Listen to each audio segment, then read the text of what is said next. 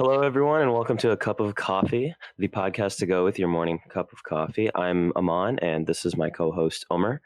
Hello, everyone. And let's talk about what we've been thinking about this week, Umar. Well, I've been thinking about our pre-quarantine memories, back before I'd spent the entire time inside the house because I was forced to instead of by choice. And, I've been thinking about our debate years. Mm, And one memory in particular popped up. Um, do you remember when we went to, I believe it was Geyer High School?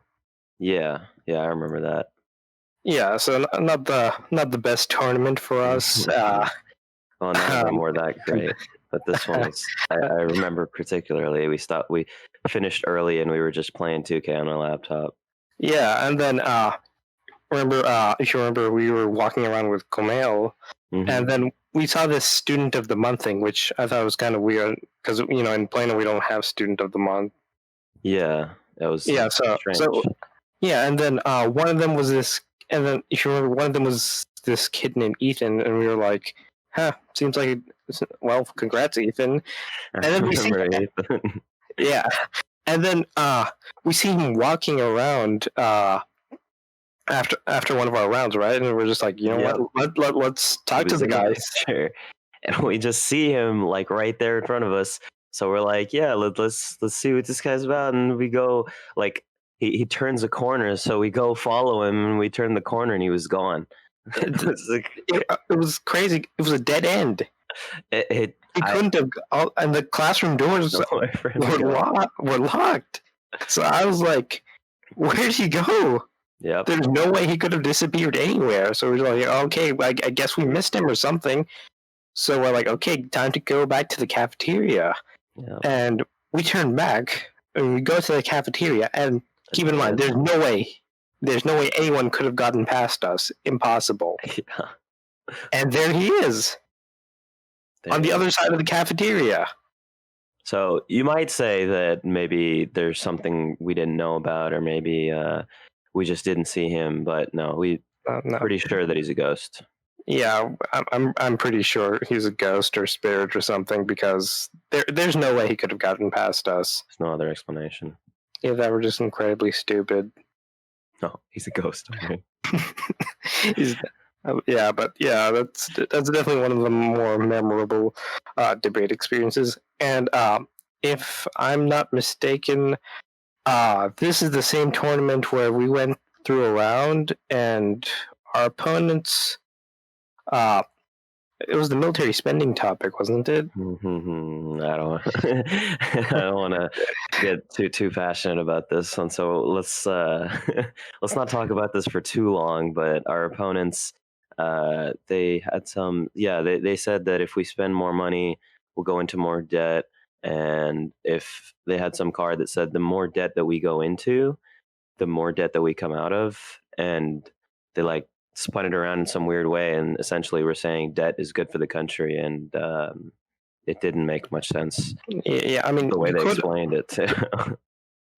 And then they pronounced hegemony wrong. Yeah, they did pronounce hegemony wrong. It was a mess of a round, and Yeah.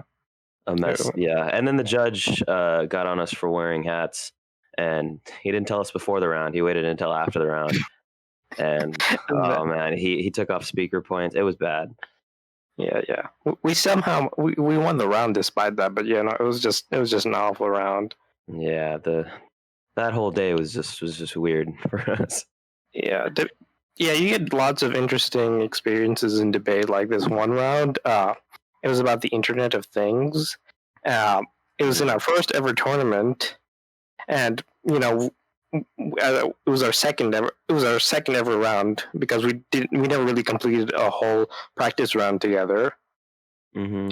So we go in, and then not only does the other team now they're arguing against the Internet of Things, right? They go on to this whole tangent about how the Internet of Things will cause the apocalypse, and the judge was like, "Yeah, fair enough." Yeah, it's always fun when your opponent makes like a long chain of things that will lead to one another and just ends up with something crazy. Yeah. Like we're gonna end up like Nazi Germany. But speaking That of, actually, someone did argue for Nazi Germany on the gun control topic. They said if you have yeah, slight restrictions on gun control, so did Nazi Germany. So if you, there's gonna be one team with a Nazi Germany argument every tournament. There's gonna be yeah, one and team, and we lost to that team actually. So that was fun. But speaking of arguments, I was talking the other day with my mom, and so I was just thinking about how like we have such a huge divide in our own country where I feel like people are arguing a lot. And one thing that, and you can disagree on me with this if you feel that I'm wrong, but I think that the main issue is that like people don't understand that it's possible to disagree while still understanding another person's point of view, right? You don't have to agree with another person, but you don't have to disrespect their argument, right? Because I think if if people were to understand, like on the subject of gun control, there's many different opinions, right? But if mhm. you were to understand what the other side is saying, then it wouldn't be such a violent argument, right? And I understand that people are very passionate about it, but if you don't have to agree with someone, and you disagreeing with them doesn't mean that you should like that you have to disrespect them or that things have to get heated. But I feel like at one point or another, and this happens in every political territory, and like even just normal arguments where Right. people just don't understand another person's perspective, and because of that they get aggressive, they just don't even try to understand. And when someone doesn't feel like they're being heard, then you're really just talking at each other and not with each other. And I feel like if a lot of people took the time to understand other people, we wouldn't have a lot of the problems that we have.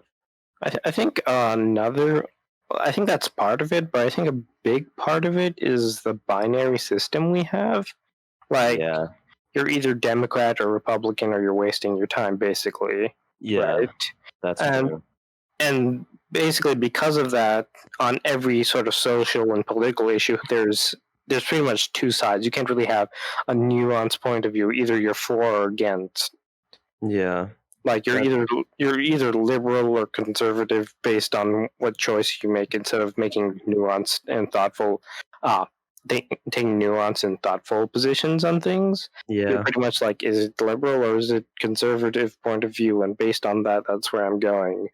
And sometimes it's what you're born into as well, right? You don't really ever get another perspective. You just kind of live with the one that you're born with, and you never think about anything else, Yeah, right? and the system allow for doesn't really allow for multiple perspectives, right? Because like Hmm. voting, like pretty much the biggest impact most people have on on the political system here is voting, right? But in voting, you have two choices every Yeah, time. Or like in some districts, when it's so heavily dominated by either party, you only have one choice really. yeah.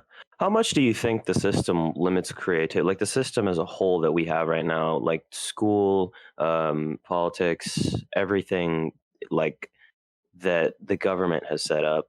How much do you think it affects creativity growing up? I mean, I think it depends on what part of the country you're from as well. Like, obviously, we have obviously if you're from like more well-off parts, you have an easier time being creative, right? Because you'll have more funded facilities and stuff. Hmm. So so you'll have the opportunity to take art classes and uh, or take electives and stuff.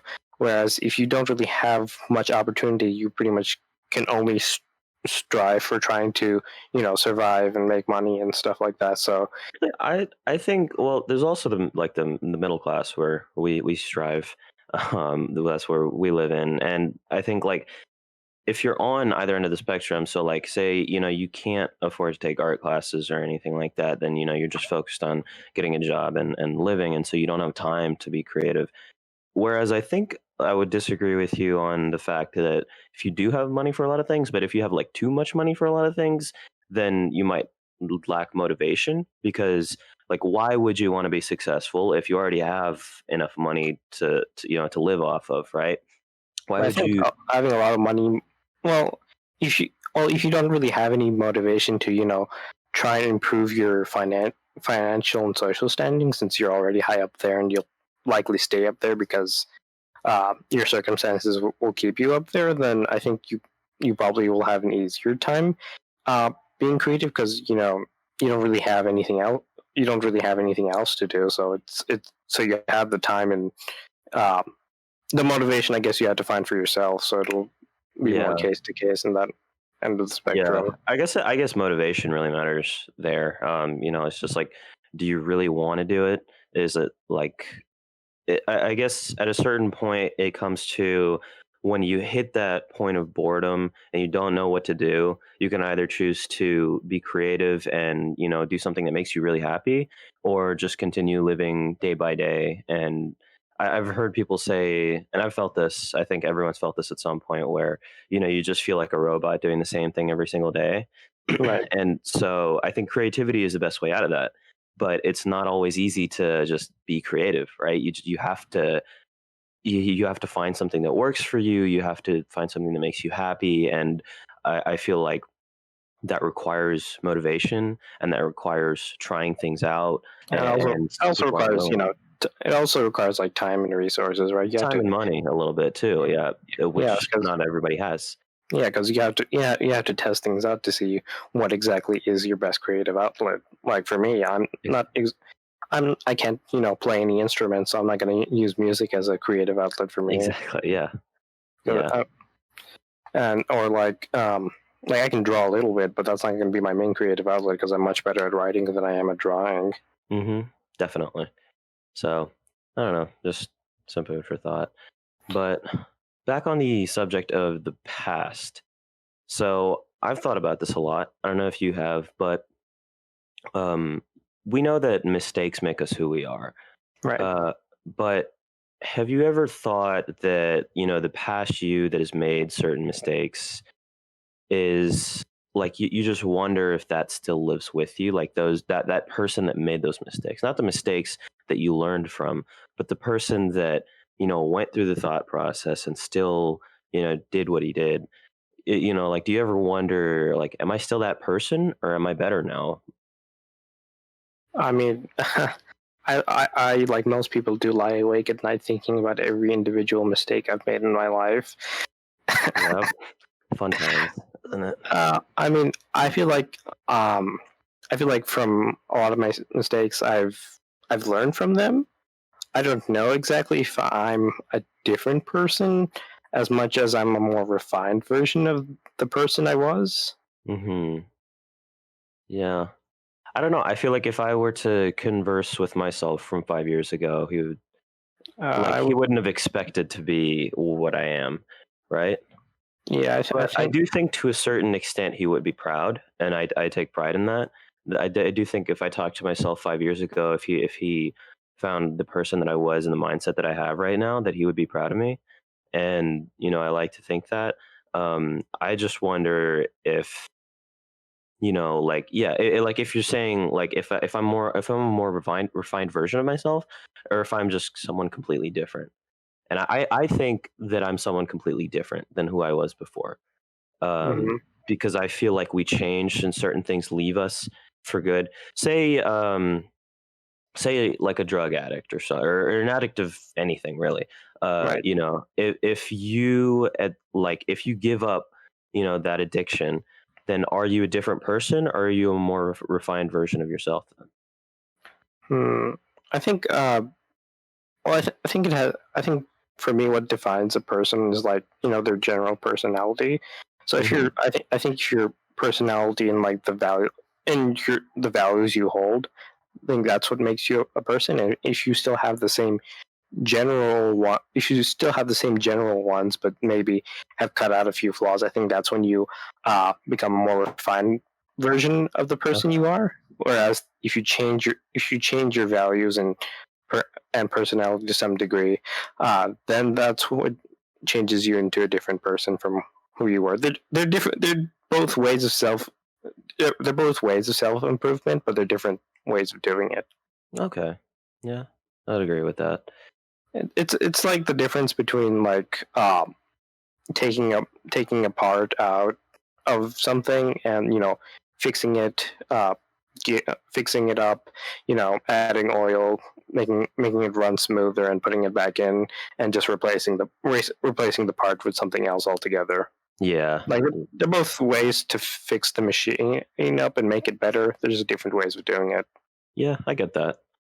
So if you were to go to the past and change something that you did, and this, I know I'm putting you on the spot here and it might take some time to think about, but if you were to go back and change one thing, what would it be? From I mean, how far back are we going? Are we talking high school or Whole life, your where? whole life. I mean, let's see, my whole life. Um, hmm, that is putting me on the spot a little bit. Okay, I'll let you think about it a little bit. But for me, I feel that I should have focused more on like we were talking about before, being creative, but really what would make me happy, right? Because I never thought. So the reason I think I'm a different person is in high school I never thought that doing a podcast or making a video game like I talked about earlier, or any of these creative outlets, writing, anything Mhm, like that could be what made me happy. I thought it was like good food, video games, and that's what makes us happy. But there's a difference between mhm, between happiness and pleasure, right? And so as I realized that I could do these things, I could make something of myself, and that is what could make me happy. I realized that I should have focused on doing those things. I should have focused on building good habits like reading and waking up on time and working out and stuff like that, and done something creative and fun and found like a productive hobby that made me happy, right, that I can actually feel good about. And I feel like that's not focused on at all in high school, so it's partially the system's fault, but it's partially my fault for not realizing it. right. And so if I were to go back, I would build some good habits and like just do something productive and interesting that would at the same time make me happier than I am today. Let's see. I think I think high. I think nothing before high school. I don't think I would change anything. Um, like well, actually, I think at the beginning of high school, I think I would tell. I would tell myself. I think to you know open up my horizons a little bit because so I was in Saudi Arabia for the first. Well, no, for the first 2 years of my life, I lived here, but then I Mhm. moved to Saudi Arabia for 10 years. Then I moved here, but then I went to a private school for the rest of middle school, right? And then, I got dumped into public high school. Yeah, and that's and like for the longest time, like I didn't really have any friends, right? Because I didn't like I didn't like public high school at all. I was like, I hate the atmosphere here. Everyone sucks. yeah. Uh, You're actually one of the two friends that I still have from freshman year, and I remember I just came up to you like out of nowhere, and we became friends. yeah, So, I think we were waiting in the morning for the yeah, bell to ring, and then we just sat next to each other. yeah. I just like I'd seen you at MSA or something, and I just came in and Yeah, sat next to you. yeah. So I just tell myself that to just be a little bit more open minded. Like right now, I'm pretty good at being open minded, but I wish I was a lot earlier. Hmm. Um, and I was kind of a little bit closed minded, a little bit scared to try new things. Like that's why I didn't take that many honors classes in my first couple of years, despite the fact that I would have done completely fine, just because I didn't know how it was going to be. So I was like, what if I do bad? What if? And then my Yeah, GPA goes down, and then I, don't go to college. yeah. I knew I wasn't ever going to be valedictorian. That wasn't really what I was aiming for, just because the kids at Jasper are kind of ridiculous. But Yeah. like, if I put in a decent amount of effort, I could still do well, right? Hmm. Uh, so I would really tell myself to be more open minded. Take those English honors classes, because I was good at English, but I was stuck in. I took regular English just because I didn't know exactly. I was afraid of how high the difficulty curve might be. And English regs is fine. I mean, if you were in English, right, that's fine. But like the pace for me personally was just way too slow. Like, Yeah, I get that. I'd read all the books, like Romeo and Juliet. I read that years ago. Um, Yeah. just because I read a lot in middle school and elementary. Like I was Hmm. reading stuff that I wasn't supposed to be reading. Like at the age of 10, I'd read Dracula, the autobiography of Malcolm X, and what's that book? To Kill a Mockingbird. Yeah, the autobiography of Malcolm X. It's a book everyone should read, but not until you're an adult. So it's an incredible book, though. I will say, but Yeah, I shouldn't have. I should not have read it in fifth grade, though. definitely not. And yeah, might have wanted to take honors English. I feel like no one's really given a good idea of like what they should take, and so people either stay away from all the hard classes or they like jump into all the hard classes thinking they can do it, and it's either too And much work or too little. like I think part of that is the counselors, because I Oh think yeah, those guys just suck over there. the council. I don't completely blame them, because you have like one counselor for like what 500 kids, so you can't. Yeah, The counselors can't exactly get to know you on a personal level. that's Like true.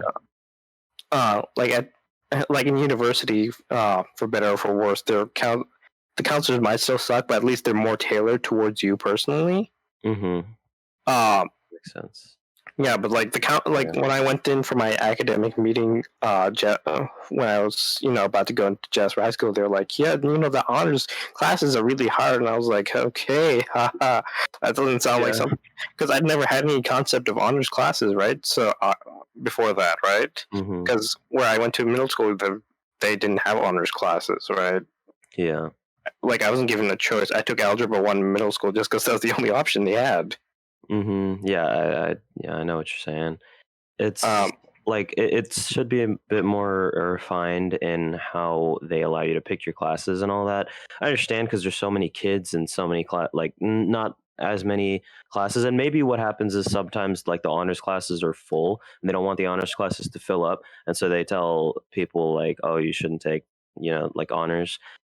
Maybe they just they don't understand the kids well enough, but in any case it has screwed many of us over. But because like I understand that honors classes aren't for everyone, but like the way they describe it, they made it sound like I'd be reading yeah, like a whole textbook every week or yeah, something. Like it was like, no, it's just a little bit of extra reading, slightly harder tests. It's yeah, not that it exactly. wasn't that bad. It honestly wasn't. And that's well all the time that we have about our thoughts for the week. And And we are now going to introduce our guest. Our guest this week is going to be Brendan Hegg. He's a pretty interesting guy. I'm not going to give away too much about him, but he is working on some cool projects. He's a Twitch streamer, and he has quite the interesting past. So I'm excited to introduce him, and we'll get back to you as soon as he's in the call.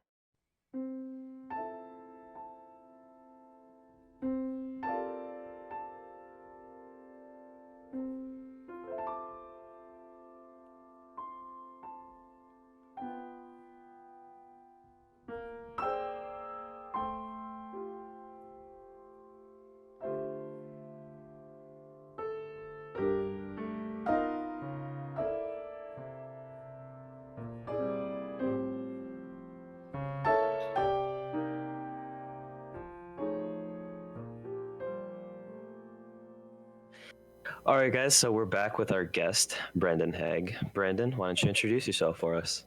Hi there. Yeah, I'm Brendan Hegg. I'm a student at UTD, and I'm also a Twitch streamer, and I'm streaming on, Brawl Stars, and I've just recently started doing that since the outbreak. and I've only been doing it for about a month or two. I'm really just over a month, and I'm already up to about like 700 followers there. And it's a great community, and it's really like very, very, very friendly. And I'm actually like didn't really think of doing this, but we started doing a lot more tournaments. Because a lot of people are really kind of enjoying doing that. But over at UTD, I'm a student in the electrical engineering program, and I'm in, got about a year and a half left. I'll be finishing next year in the fall. That'd be 21. Yeah, after the fall semester of 2021. All right. Okay, that's great. Pretty interesting. So how are you enjoying Twitch streaming? Oh, man. The first time I started it was probably about 2 years ago, and I did it for about 3 months, and it was a lot of fun, and it was a very small channel, but I ended up getting up to about 300 followers, and that was after 3 months, and I had a lot of friends that I would play games with in like the small community that I was in. I was like playing World of Warcraft. World of Warcraft. And so I was playing World of Warcraft, and it's not that fun to watch, honestly. Like, you want to play, but you can't really play with the streamer. So I ended up doing a concept where it was like, well, we do somewhat, like, I was in like the top 1,000 guild in the world, and we were playing all the time. We were having a lot of fun, and I was like, well, let me go ahead and start streaming some of the stuff that we do. And it was like, there was a lot of fun, but a lot of people didn't really understand. And so then I was like, well, there's this other part in the game that we can kind of do these carries in, like, it's a high level content that we can bring anybody. We just tell them, hey, if you're not comfortable with trying to come up and like help us out, you just sit at the beginning, we'll do the thing, and you'll get your free carry. And so I started doing those like follower kind of, if you're a follower of the channel, then you can join these little giveaways and you come do these runs with us. And then everybody was coming in, and once a week they were like, I wouldn't be getting any of this done if it wasn't for you. And so I was starting to get a lot more people come to the channel, but I ended up getting into work, and so that pulled me away from streaming. But now with the outbreak, I've kind of returned, and because between the spring semester and the summer semester, I got into streaming. I was just like, well, I'm already playing a lot of video games myself anyways, and I wanted to play a mobile game, something very different, and something I can kind of like pull myself away from later on. But I found I really enjoyed this game, and I've requested the game to you, and I'm like, come on, let's play, man. Well, and for those of you that don't know what Brawl Stars is, it's essentially there's a lot of different game modes and a lot of different characters that you can choose from, so there's like game modes where you attack other characters, game modes where there's like a soccer type game mode, and there's like a battle royale kind of thing. So there's a lot of different game modes. Different characters have different abilities, and overall it's pretty fun, and I can see why you enjoy streaming it. And the art of the game is very cartoony, and it caters to like just a very fun, casual, but like also somewhat like there is a really competitive side to things. So it's like, I'm the casual person, and most of the like people on the stream have been playing for like at least the game's been out globally for a year and a half, and so people have been playing since beta, and they'll come onto the stream and they'll have like 3 times the amount of like of the score, which is your trophies in the game, and you have like a total trophy. I'm at like 10,000 trophies, which is quite a bit for a casual person that started a month and a half ago, but other people that have like 30,000 that come into the stream, they're like, hey, I want to play with you. I'm like, why do you want to play with this person who's like me? But the thing is that they want to try to help me. They want to help me get better. And they're like, give me suggestions. And I'm like, all right, guys, just if you want to be on my team, I'm sorry, but if you want to, you can try to help me out. And it's been a lot of fun. And that's cool. Yeah, like all the people that have been coming to the channel, they've always been very supportive. There's a few people that are like, how do you not have that many trophies? And it's kind of like during the stream, I'm just playing with friends, and you don't earn trophies doing that. And so I played the game a lot, but I don't like push trophies is all. Yeah. So, and one thing that, like, I don't know if this holds true for you as well, but one thing that I really love about the game is that the characters, it's a small detail, but I like how the characters have their own little personalities. You know, I think my favorite character is Nita, because when you like, as soon as you like click on the character and like start in, she's like Nita, and I'm just like, Yeah. it's great. It's just like she's in a constant state of yelling. She just It's like awesome. every sort of little sound bit of her is just her yelling. It's her Awesome. yelling about her bear. It's yelling about her name, and like it's awesome. Just like how creative they make each character. And so I think that's a lot of detail to have in video games, in video games in general. But like it's a good detail to make all those characters have, even if it's small, some differences, because it makes the game more fun. It makes the game more fun to play and makes it more replayable. Yeah. Like even like single player games like Resident Evil, like the original Resident Evil's remake. Like you have two characters, Chris and Jill. Like Jill will get a lockpick, so you don't have to run around looking for keys. But if you pick Chris, his lighter doesn't carry an item slot, so you can use him to burn up the corpses you find, so they don't come back to life to bite you in the butt later. So like it's not a huge difference, but it's enough to make the gameplay when you want to replay it different enough. Definitely. And Omar, I showed you Valorant yesterday, and I recall you picked a character just because he had a British accent, and that was really fun. I mean, I'm one of those kind of gamers. I would choose the character that way. Like the character that I really enjoy in the game is that the guy that his super is you throw his head and the head chases after the enemy and blows up. And he's not the strongest character. That guy so much. Because when his thing is chasing after me, I'm just so scared. Yeah, he does so much damage. It's so much fun. Yeah, I'm like that way from pretty much every game I play. Like, if I just like how it looks and like the personality, I'll pick it over the stats. Like even like games like hero shooters like Valorant. Like I picked the British guy just because I heard a British voice. I was like, that reminds me of John Boyega's voice. So I'm just gonna.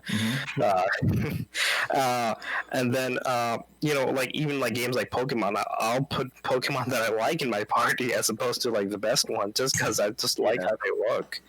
Yeah, and then Charizard, who looks good and is good. So you got some of those as well. Sometimes you get best of both worlds. Yeah, sometimes you do. Sometimes there's a Pokemon you don't like it, but it's good, so you have to put it. It's like armor. It's that way with armor as well in video games. Like some armor just look ugly. You're like, you know what? It's not worth the stat. I'm taking the other one. Oh man, I was playing Skyrim and I found armor that looked good and had good stats, and it was perfect. It might have just been DLC, but it was amazing. But so Brendan, on the topic of video games and interesting things, I have to ask, what is something that you are an absolute nerd about? Ooh, I think what I'm a nerd about, and it kind of ties into a lot of the engineering background that I'm studying and everything, is that I really like getting into the mechanics of the game and like the damage of stuff, and because I get so like into the math, and a lot of people that play games, they don't get into the math, and that's kind of my background from like WoW, and where I would actually create like spreadsheets for things. And just recently, even in Brawl Stars, it was like, well, what kind of spreadsheets and math that I could do? And so I've done things where I'm like, is this worth it? And so I made a spreadsheet that lists all the different items and all the different deals in the item shop that would say it's a this much increase, because everything I would look for, they would say, well, here's like the deal where it's like costs, say it's 100 gems, and then it's on sale for 60 gems. I'm like, but shouldn't it be like 30? Like it still feels like it's overpriced.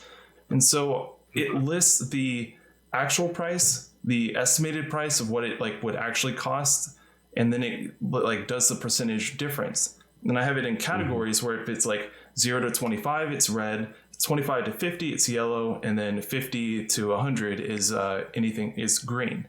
So it means that's going to be a better deal.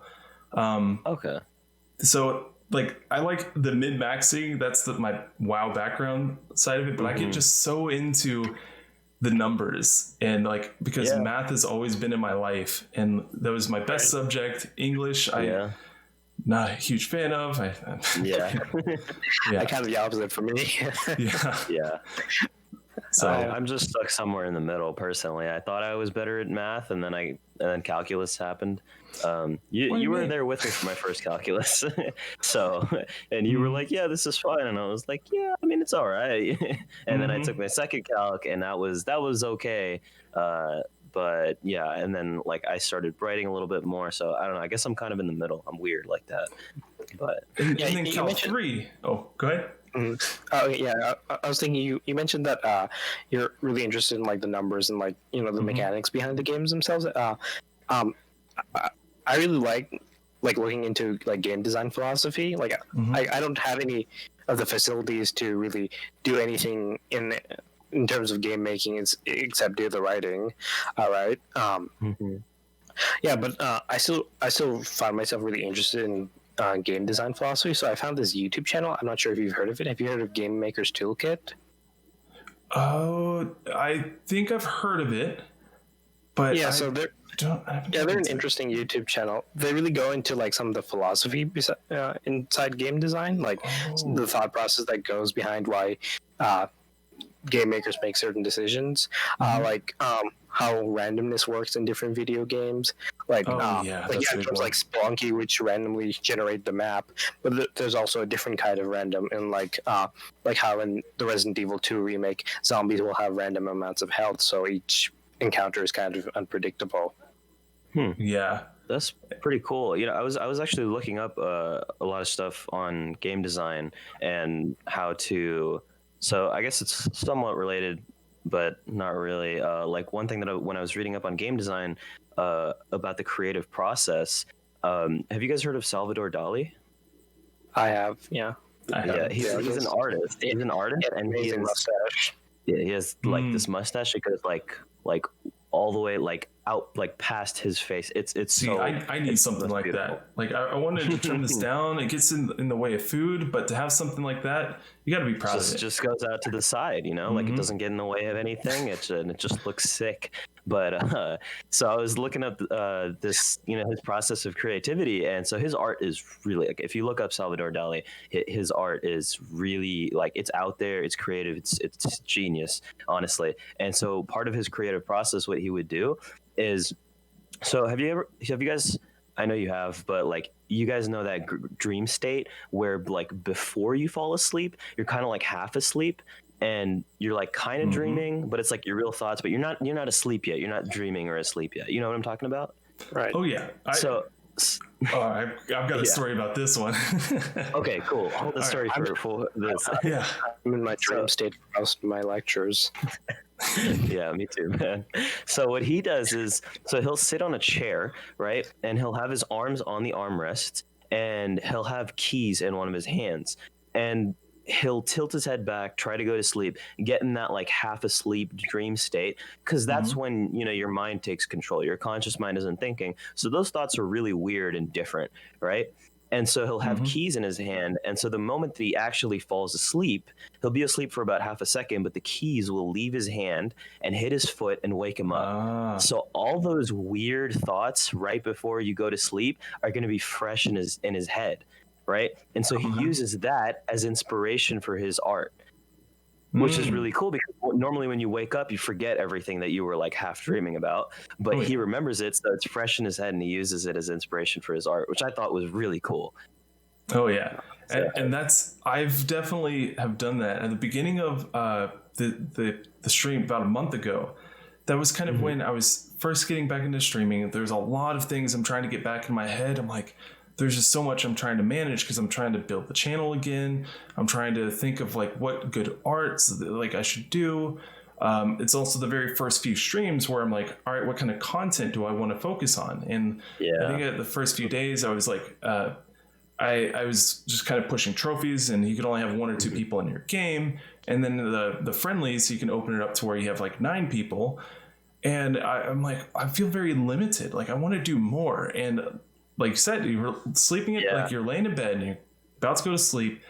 And I just all of a sudden started just thinking about all these like ideas where the biggest one that came out of that was these tournaments. And in my phone, I was just like, it was like tournaments as well as like how I would want to run it.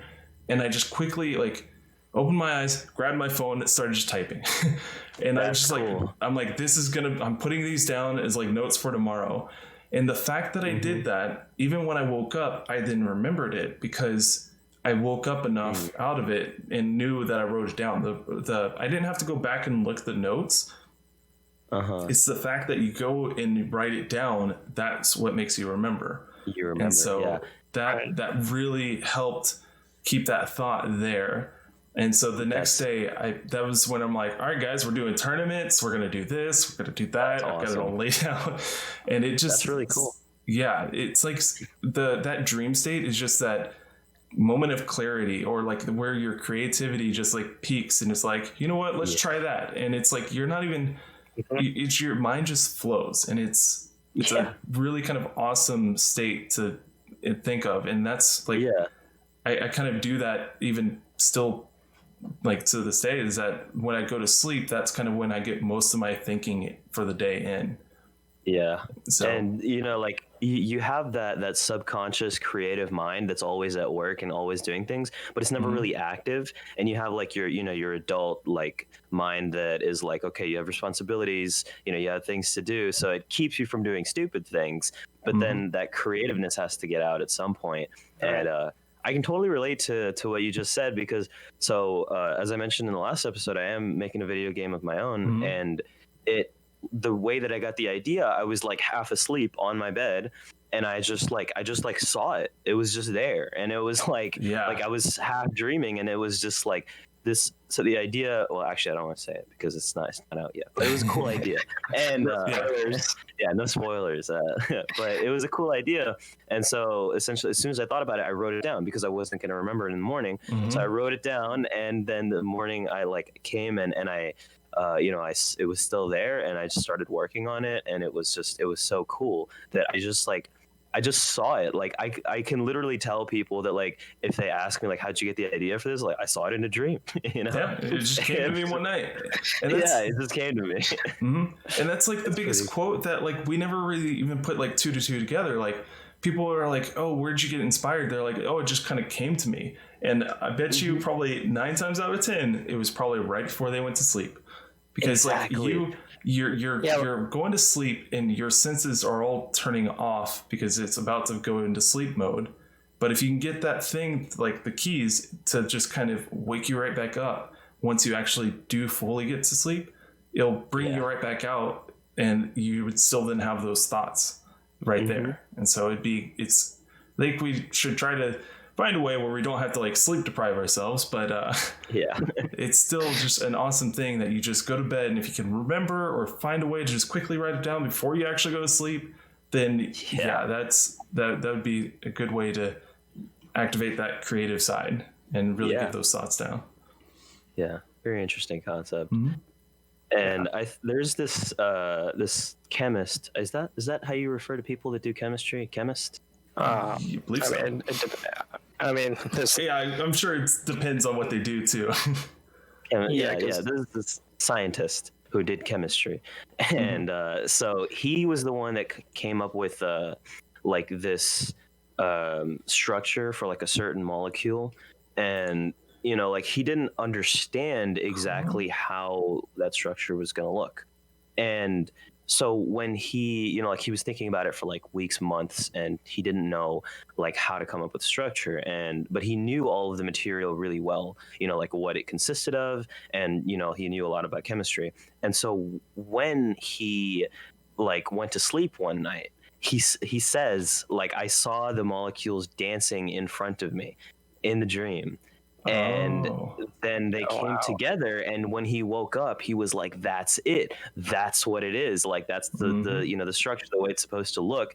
And so he came up with it, and that still holds until today. Like that's how we found out what one of the things looked like. It literally came to him in a dream. And that's just the coolest thing to me. It's like when we like even like we will talk about certain particles where we're just like, oh, it was in an excited state. Like that's still kind of like they're just dancing. They're just excited. You know, we use these words to try to describe these like what we don't fully understand.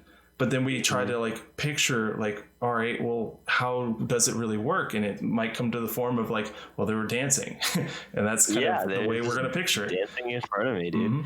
And yeah, our creative minds are so weird, and sometimes they come up with like bad ideas, but I feel like you have to listen to the bad ideas to like make your subconscious, make your creative like childlike side feel somewhat respected, and then it'll keep coming up with ideas, and eventually it'll have a good one, right? And then you know, you just make a game out of it or do something cool with your stream, or you know, you find creative ways to do cool things, and that's what it is. I think sometimes you'll have to follow the bad ideas just so you can, you know, realize your mistakes and build off of them to come up with better ideas. Like I had like in like 11th grade, I think I had this idea for a detective novel, and I went through with it. I wrote like 3 chapters, and then I was like, all right, this is going to be something. And then I realized this is generic and crap, so I just got rid of it. Yeah, but then that was a good starting point for me because like I'm pretty good at writing dialogue. Like I've shown you some of my stuff, Amaan. My dialogue's gotten a lot better. It's witty, it's snappy. His dialogue is awesome. You should one day read some of your writing for us. It'll be dope. The early days. Yeah. That 3-chapter one, we need that. Yeah, we need send me the transcript. There we go. So I wrote it, and I was like, some of the dialogue in it is fine. Some of the descriptions are well, but like the overall plot, I found it was like, you know, it was kind of a generic detective story, and I was like, you know what, this is kind of story's been told, you know, time and time again. I was like, and then you know, I abandoned it, and then I've like in the last few months, I'm still working on them, but like I've come up with a lot better concepts for like, you know, stuff that you know, I can write better. That also gives me a bit more creativity. Like I've come up with I've told Amaan about this. I'm writing a fantasy novel, and you know, I came up with the idea because, my creative process is a little bit different from you guys. I think my one is a little bit more reactionary, in the sense that like I'll read something or you know, think about something, and then based on that, something will just click inside of me. Right. Interesting. Like I wrote this like short story like a couple months ago. It was about this guy who's trying. I was thinking about vampires, right? Because because of My Chemical Romance, honestly. I was listening to one of their songs, right? And it was talking about vampires. So,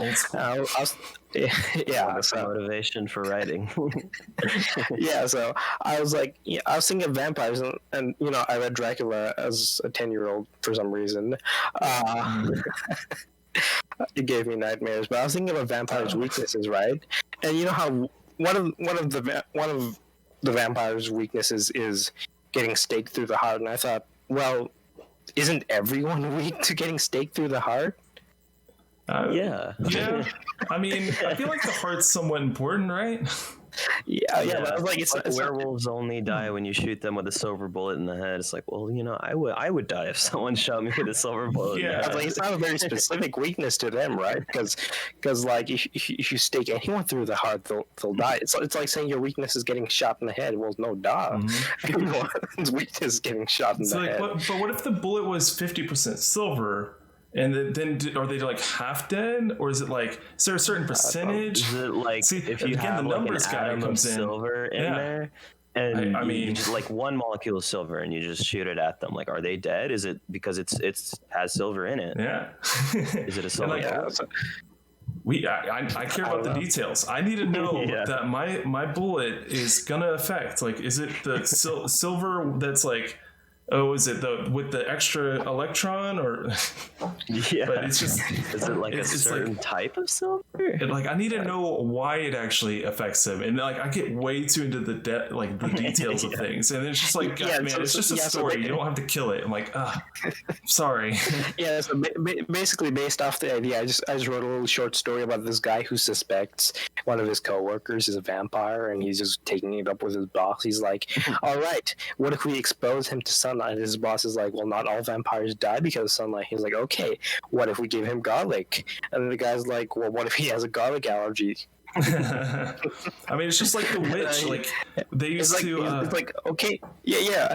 So he's like, okay, so let's stake him through the heart. He's like, you moron! Everyone dies from staking through the heart. Well, that's what they used to do with witches. Is like in the past they were like, well, we're gonna tie them to the branch, and we're gonna drown them. If they drowned, they weren't a witch. But if they stayed alive, they were a witch, and we're gonna burn them at the stake. It's like I'm just and they're dead either way. Yeah, I'm just like that's a no-win scenario. Like you either drown or you. Why do you even go through the process of drowning them? Just burn them alive. Just start there. Just kill them. Like why are you? And like they came up with like the most random reasons for someone being a witch. And kind of getting into that is that like the way that like we think sometimes, we kind of reason without logic, and like because in that scenario there's like a lose-lose, but they feel like, well, I was the one, like we believe that they're a witch, so this is how we're going to test them. We don't really care that they die either way. We just wanted to know were they a witch or not. And so it was like they were a witch if they left them under too long, or if they were a witch if they brought them up too fast. So it's like some people were better holding their breath, some aren't, and but like they then thought they're a witch or not. I'm like, that doesn't really connect. Like, so I feel like today's society, we have a problem of that, like disconnect between like the causality, like where we kind of say like, well, this was caused because like this is the reason why this is happening because of this other thing. And it's like, well, not, but if you look at it, there's other factors involved. And I guess that's why conspiracy theories are so popular still. Like you're just like, oh well, coronavirus, everyone. I'm just like, how did signals create a virus?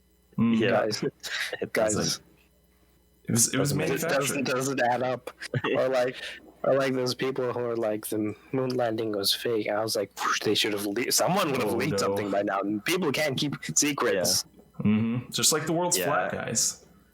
I was watching, I don't know if you guys have seen this video where it was like scientists versus flat earthers. They were talking like it was like 3 scientists and 3 flat earthers just like talking to each other.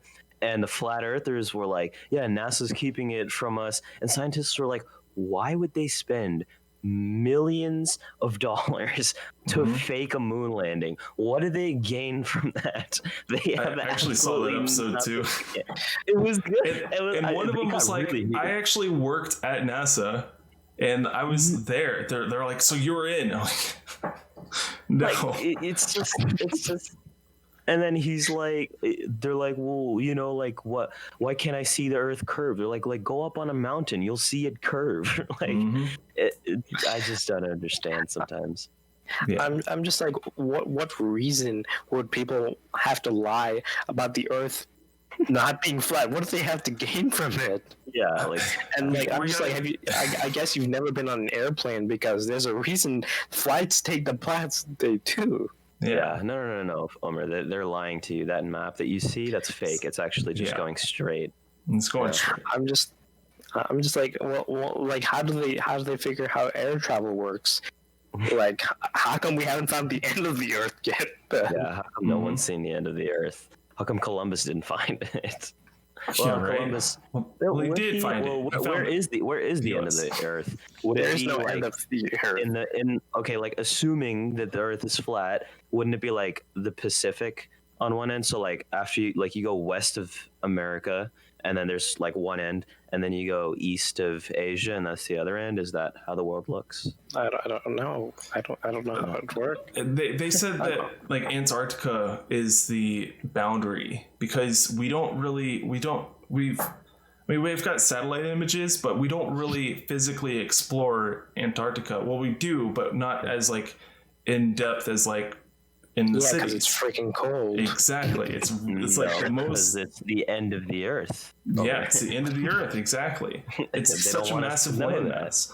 And like, I think the problem is that like for the everyday person, they can't just get up and go take a flight to Antarctica to go check it out. They try to reason with these other things to support their hypothesis, and it's like, if you just look at some of the other facts, they're like your reason saying like, well, it's doing this effect because the world's flat. It's like, no, look at the other side. There's another reason that supports this theory, and so if you have two theories, it doesn't mean you're going to choose one over the other. It means that you have to test both, and if they both work, gonna fail. It's just like, don't even get me started on gravity, because gravity does not agree with the flat Earth theory at all, because there is a center of mass. Yeah, and back to the moon landing, there was actually a documentary talking about how it would have cost more to fake the moon landing than it was to actually just go to the moon. Because of the fact that it was like, to get the effects just right, it would have just like taken an entire, like, because they would have had to get like the whole space scenes and like the floating and to replicate the amount of gravity that they had and like try to show that like on a film. Yeah, especially in like when that at that time. Now it'd be easy. But we've got a lot of effects and stuff. Yeah, definitely. So one thing that I'm interested to know about you guys is going back to like Antarctica and stuff. Like, would you guys ever go to a place like Antarctica or like climb Mount Everest or something really crazy like that? I can't deal with the cold. No, I'd die. Like if it goes below 60 degrees, I'm like, all right, heavy jacket. Yeah. Like, I think that would be something I would want to do later in life, because it's like there's a lot of things I'm working on right now that I'm going towards, but it's that like also I would then be at the point like, even though if it's a little later in life, I may be a bit older, like right now I'm in better physical shape, but it's going to be more of like a mental fortitude to get through that stuff. And I think it would be kind of this achievement to be able to say, well, I've been to Antarctica. It's like, oh yeah, I've climbed Mount Everest. It's like just to be able to say something like that, and then also be able to experience something that very few people in the world have ever done. It's just, it would be nice to, like, we're kind of running out of things that we can say there's like very few people in the world have done. Like Mount Everest, there's been like so many people that have done it now. That like along the way, there's like a place where they like put all these like flags, and it's just like now it's just covered. There's like a flag pile, I think. Like once you went up, they stake their flag and then they take it off the corner, and as they're going back down, they put it on the same pile. So there's like a massive pile of flags up on top of the mountain. Doesn't make it special anymore. Yeah, but it's still special because it's still very difficult. Yeah, it is. It is a difficult. I mean, I think it's special to climb Mount Everest. I don't know about you. I think that's not every person can do that. So for me personally, it's special to climb out of bed sometimes. I get that. Climb out of bed in the morning is an accomplishment for me. We were supposed to record an hour earlier than we started, but I unfortunately did not climb out of bed in time. So Amaan had his own Mount Everest to climb. Yeah, my own little difficulty. So, Brendan, if I gave you $1 million right now and you had to use it to start a business, what business would you start? So with electrical engineering, like there's so many things that I want to do. That's the problem, is that I have a lot of things going on right now. But where would you start, though? Where would I start? Yeah. I would probably start. The first place that would be easiest for me to start is trying to get like an esports organization up and running, and like in the local area, and because it's kind of something that's on the move where it's like really growing, and it would be a lot of fun to be able to like it'd be fun, and it'd be fun to also get like these teams organized and be able to support them to go to tournaments, travel, and I get to go with these teams because, of course, I own the team. So I would do a lot of traveling. So that'd be a lot of fun. Like I enjoy traveling. I've been to London. I've been to like most of the states in the U.S. I've been to London as well. London's amazing. Yeah, London's awesome. I think it's Trevor Noah that said that traveling is the one thing you can never waste your money on. Mm-hmm. Yeah, definitely.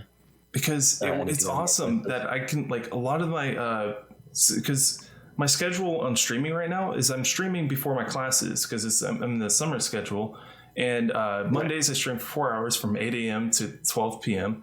and Tuesday through Friday is 8 to 10. So it's only 2 hours for 4 days of the week, but it's early in the morning. And I actually got rated by like there was like one of the top streamers of Brawl Stars within like the first or second week of me actually streaming, and there was already like 250 people on the channel. I'm like, all right, hey guys, there's 250 of y'all watching me right now. I don't really know what's going on, but we're gonna just keep going with it.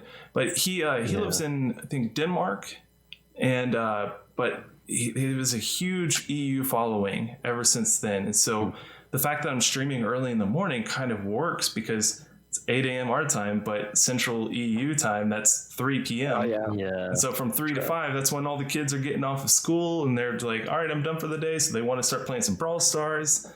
So I've got a lot of kids that are kind of watching, but it's fun to be able to just like have these international friends and then be able to say like, oh, I've got friends in London. Like it was 2 weeks ago, or no, it was last weekend. We had a friend in London. They actually got engaged. So it was actually really, And so I was just able to say like Richland Hill, like this is where they were, and the streamer, like the viewers, they were all kind of like, oh yeah, I know where that's at, and it's like right down the road from me. Like, oh, that's cool. Small world, isn't it? Mm-hmm. So traveling for sure would be a big thing. Yeah, it'd be cool if you could start a business and travel because of it. Mm-hmm. And esports is something that I find really interesting because playing video games and then seeing people that are really good at video games. Oh man, you so much start fun. to think like, how did they get that good? Because I play Apex, and the people that are good at Apex, they are really good. I mean, you've seen like Fortnite players and everything too. I mean, how do they build so fast and everything? It's crazy. Build. Like, it's like two different sections in my brain, and it's like I'm in my building mode or I'm in shooting, and like for them it's so fluid. They're like, I want to go up, and so they like quickly build wall ramp going up, like, and then they start shooting right away, and it's just it's insane how fast it is. I guess it's like the difference between like us playing like a pickup game of basketball and like, you know, a college level player. Yeah, exactly. They put a lot of time into it, and that's why they can monetize it too and make content out of it on YouTube. It's pretty cool. So another question. So I know in your past you were in the military. Oh yeah, I was. So tell us a little bit about that, actually. Yeah. All right. So not just the like military. I've had several jobs. So right out of high school, I wasn't really in the mood for staying in the community college nearby because I was so just tired with school. I was just kind of not motivated. If that was one thing I could change, I would change like how motivated I was. I would have just tried to push for these goals and really try to work on myself. But that was kind of something I didn't really have in high school. So right after high school, I was like, well, I need to do something. It's either I'm going to the community college or I'm going to have to go and get a job. Well, my brother-in-law, he ended up joining the military, and he went active duty. And he had signed up for 3 years. I'm like, oh, I'll do the same thing. So I went and signed up. I took the ASVAB, which is the military test for your placement. I got a high enough score to place in any position. I was like, well, what would be fun? And so I chose the technical engineering, which I almost very, very little knowledge of what that job actually entailed. My recruiter was just kind of like, you get to do some sort of layout for something like that. Well, turns out they're a land surveyor. They do land or horizontal design with AutoCAD, and then they also did is it the supervising, or no, they were doing quality control over horizontal construction with concrete or foundation things. So it was a lot of building that we did a lot of like supervising, make sure we're not supervising, quality control guys as well as the design guys. In theory, that's what we went to school for. Like I was a 4-month school in the military. My contract I ended up doing for 4 years, and that was it was a really awesome job because there was a lot of skills you learned with it. But while you're in the military, you didn't always use those skills because obviously your first role is being a soldier in the military.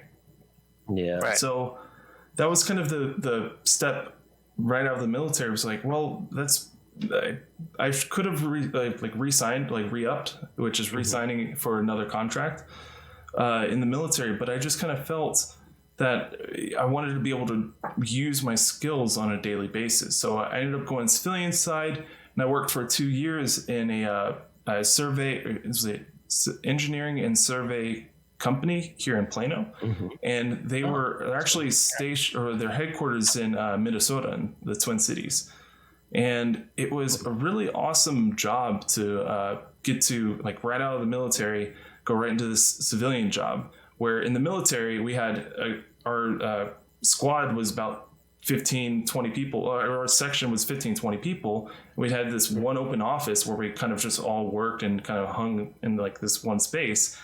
Well, then I had my own desk with my 2 monitors, my business cards are like, here's your phone, here's your business cards, here's all this. I'm like, oh my gosh, what's going on? This is so professional. And after working there for 2 years, I, like, with the experience I had learned from the military, I was able to, like, my main job was working in the office doing more design work.